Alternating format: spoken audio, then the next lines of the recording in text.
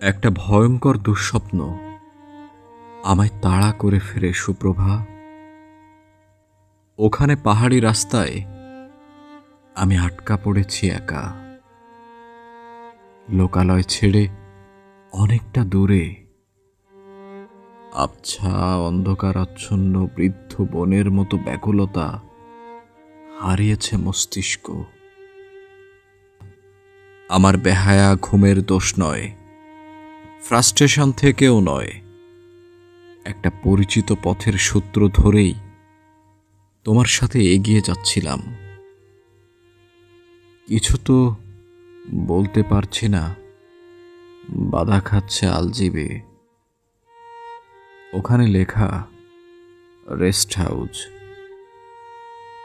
আমি থামলাম না কেন সুপ্রভা?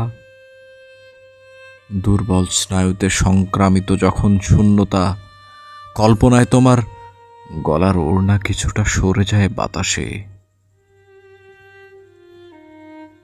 সুপ্রভা, আমি তোমার একেবারে কেউ হতে না পারলেও আমার কাছে তুমি শরীরের কার্যকরী শিরার মতোই বাস্তবিক।